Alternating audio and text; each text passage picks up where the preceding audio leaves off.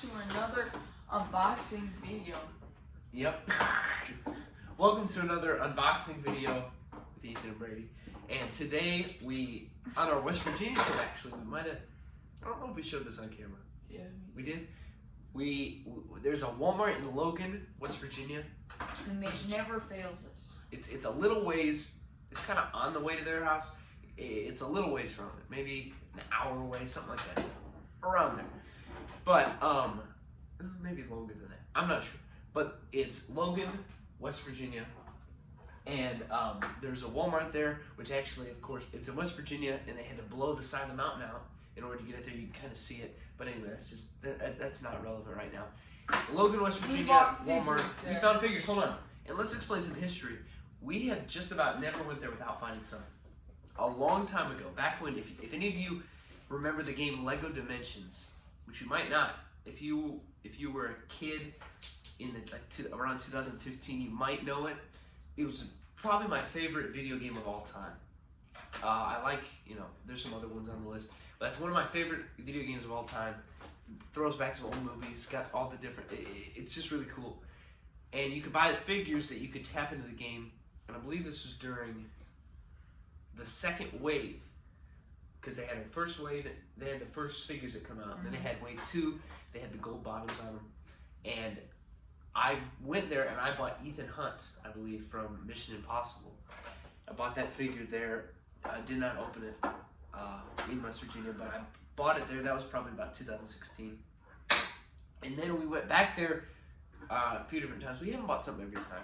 We haven't. But the last couple times, and then I remember a time back, last time we went, we hit the mother load of figures, bought about 6 figures. Got we bought 6. Jungle Boy, Luchasaurus, SCU, a few more. That was it. Jungle Boy, Luchasaurus, Hangman, and SCU. And then this time we went and we said, what are the chances? I thought we bought 6. Oh yeah, then who else was there? Maybe it was only 5. Jungle Boy, Luchasaurus, SCU, and Hangman, and who else? Lance Archer? No. Yeah, we got him on there. We'll think of it later. Keep thinking on it. Cody Rhodes? I don't think so. Not Derby Allen. We'll think of it later. Keep thinking about it. But anyway, we thought, what are the chances we're going to go back and find more? There were new series we knew come out. No. The Dark Order was just coming out, that new series, which is Unmatched Series 3. And then the Best Friends was Unmatched Series. We got a list back here, I think, on one of our phones. 8. Matched Series 8. And we went there and we found, and there's a reaction of me going down the aisle and looking, and I went, oh, look there! And one of them, two members of the Dark Order, John Silver.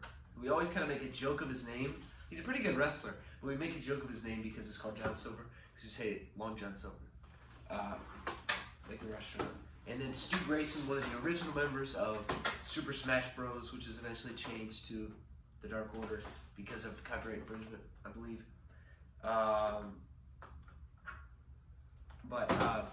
So we're going to unbox these figures. They're in a series with Mr. Brody Lee, his first figure, I believe, except when he was with his son. Does that come out? Yeah. Stu Grayson, Evil Uno, John Silver, and Anna Jay, all of the Dark Order. Only 5 in that set, which is unusual. Usually there's 6. But it was planned to have a different figure, but then canceled out. Who was it? Coco Cabana? No. Maybe. What happened to Coco LJN. LJ and Darby Allin, right. Coco Cabana got injured. Remember he lost 2 teeth? Yeah, he lost some of his teeth.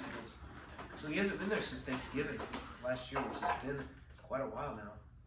I think they just fired 6 months.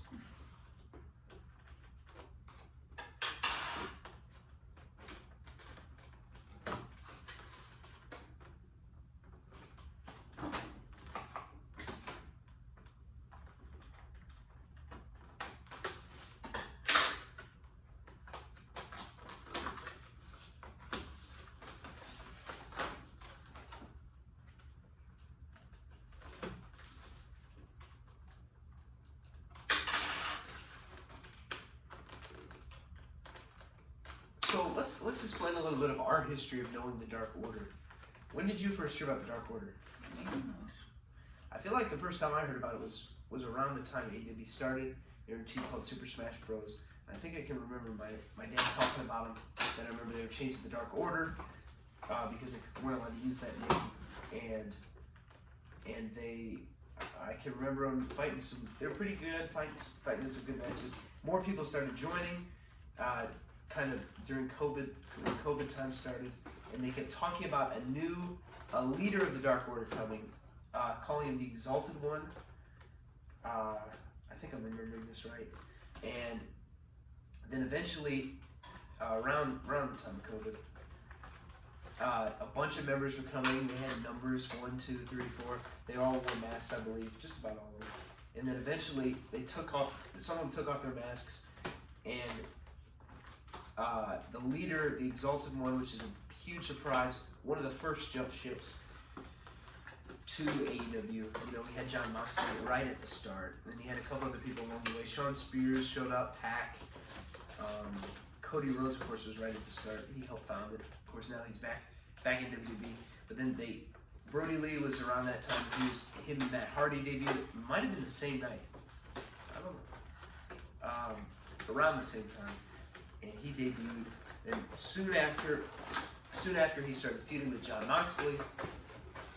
Actually stole the belt from John Moxley, if I'm remembering correctly. Fought him at Double or Nothing 2020 for the belt. And lost. Then he eventually ended up later that summer, or maybe around August, might have been. He fought and beat Cody Rhodes to win the title. Fought and beat Cody Rhodes for the TNT title. Did not hold it for very long. A shorter reign. I believe he defended it. Might have defended a couple times. One time I know against Dustin Rhodes, I believe. And then he ended up dropping the title. And one of my favorite AEW matches I've ever seen on Dynamite, and that was the dog collar match. You might have to find a way to go back and see it. I don't know if we can. His last match ever. Yeah, I think it might have been his last match. He lost. And didn't they give up his belt because they knew he was sick or something? Was he sick? I don't know. Yeah.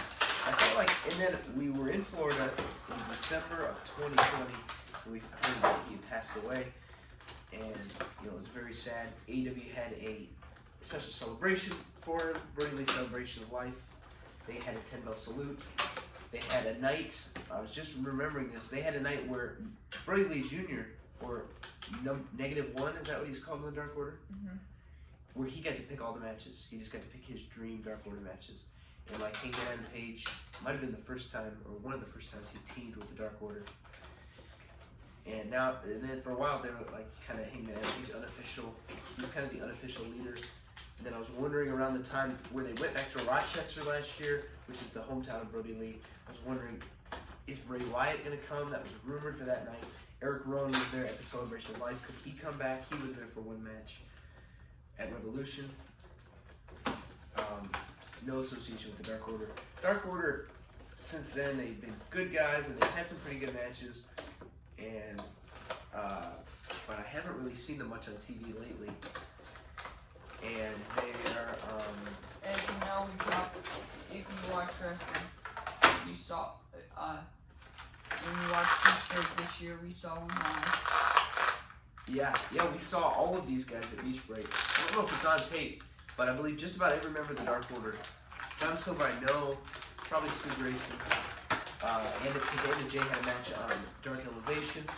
Just a lot of them came out and kind of stood there with her, but pretty good group, the Dark Order. Not the biggest AEW group there's ever been, not the biggest right now. They could be bigger. Evil Uno and Stu Grayson, I think, should have more tag team matches together. Alex Reynolds and John Silver have kind of been an unofficial tag team. Their biggest match in like the past year would probably be their All Out 8-man tag. That was a while ago. 8-man tag. Yeah, they had an 8-man tag against the Elite. For kind of like a Halloween match or something like that. And then just about every member of the Dark Order got beat by Bryan Danielson. They did? Every single one? What? Just about. A lot of them. Every single one. Every single one? which is kind of just like what it really was. Is not that one of the Dark Order guys had a chance to beat Bryan Danielson, but what it was especially when he's on an undefeated streak. yeah, it was to get Bryan Danielson more wins since he just debuted, make him the #1 contender for the belt. Don't forget about the Cardinals.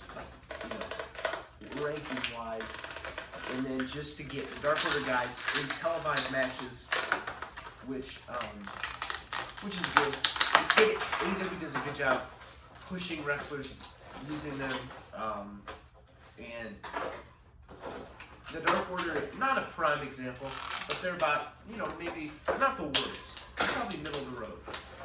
Last time I think I've seen them fight was like John Silver and Alex Reynolds fought against the Jericho Appreciation Society. That was a while ago. And it was the main event. That's the main event, isn't it? Jericho Appreciation Society. But they're a pretty good team. Glad we could find their figures. Even if they're not the biggest wrestlers on TV, or they're not our favorites, we love getting their figures. Yeah, Dark Order's a pretty good thing.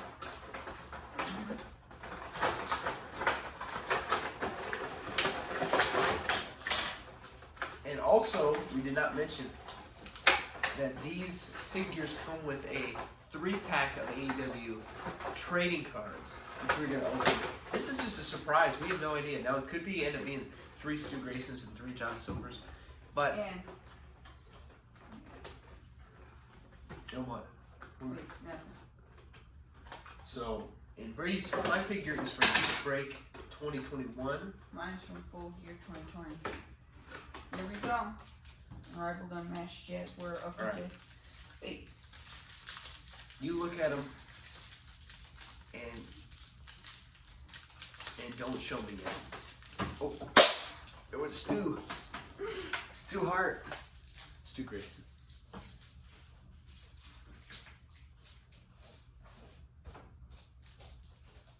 Can't damage the colors. Dark Order, Silver. And look, there's a tie-in with every one of them, with whatever their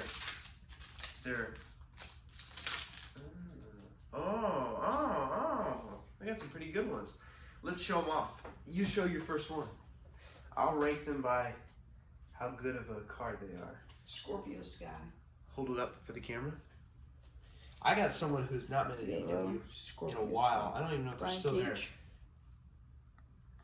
Big Swole, which is a girls wrestler who has really not been there. By rank? This is like who you think is the best figures you got, best card you got. Next. This is the bottom. My next one. Colt Cabana. Colt Cabana, all right. Dark Order member. I got Penta L0M, which is actually number 2. And who's your number 1? Hangman Adam Page. Wow. And then my number 1, MJF. So it's pretty cool. Those are collector's cards. Look, this is when from after he won. He's won $50,000 plus Dynamite Diamond Ring since his first winning in 2. So this is after he won the Dynamite Diamond Ring the second time on the AEW magazine. Is that real? I got an AEW magazine. Support Dark Order. Battle. Team up. Colt Cabanas. It's pretty cool. Surprise Dark Order team up.